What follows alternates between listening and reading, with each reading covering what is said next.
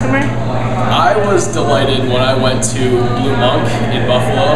It's a bar and restaurant, and I was kind of expecting some decent food and whatever, but our server was great. He kind of gave us a rundown of the whole menu, told us what his favorites were, what worked best, but then also went through just about every beer on tap and told me a little bit about it, a little bit of the history behind each one, and what foods it did and didn't work for. So I thought he certainly knew a lot more than I expected him to know, and was more than willing to share his experience with us. Or where it can be forgotten entirely.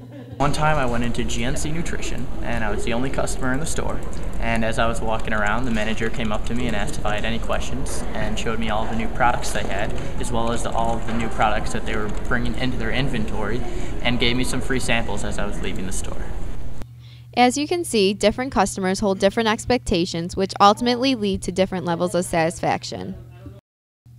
As framed within the expectancy disconfirmation model of consumer satisfaction, purchase and usage reveal actual performance levels which are thought to be compared to expectation levels using a better than, worse than heuristic.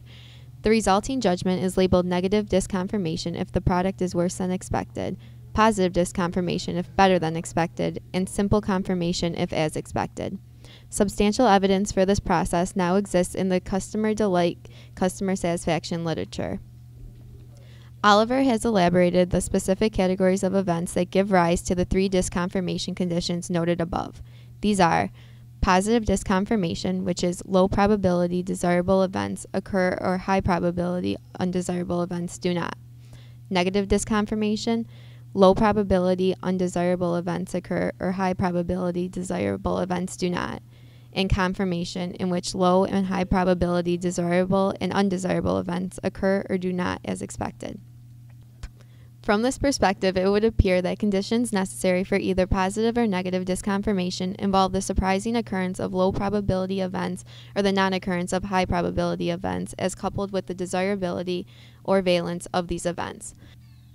Further perspective on this phenomenon is provided by Woodruff, Cadotte, and Jenkins, who posit a range of experience-based norms. The norms described by these authors are historical, representing the range of likely performance outcomes experienced over time or learned via the experience of others. Performance deviations within this normal range are not considered to be disconforming or would be those outside this region. Oliver adds to the Woodruff discussion a consideration of performance outside the consumer's norm-based experience and suggests three categories of disconfirming events. These are performance in a confirmation region where performance deviations are considered normal, a range of disconfirming performance that is plausible but infrequent so that the performance deviation is noted as unusual, and more discrepant performance levels which are highly unlikely based on experience, levels that are in some way unexpected or surprising. These later performance levels are described by Oliver as evoking surprise disconfirmation. Thus, it is suggested that disconfirmation can vary as a matter of degree on an unexpectedness dimension, so that increasing levels of unexpectedness are required to evoke first disconfirmation and later a surprise disconfirmation perception. Based on this analysis, it is suggested that the arousal potential of a performance discrepancy is a function of the consumer's acceptance range and the unexpectedness of the product outcome. Some researchers have conceptualized satisfaction itself as an emotional response to the judgmental disparity between product performance and a corresponding normative standard. However, Oliver subsumes the emotional response within the disconfirmation paradigm by positing that specific categories of emotion may coexist with the satisfaction judgment. Depending on the specific combinations of the variables in Oliver's model, 5 different satisfaction responses are posited. Of these, contentment, pleasure, and surprise relate to the present discussion as they are qualitatively different states of satisfaction with different emotional markers.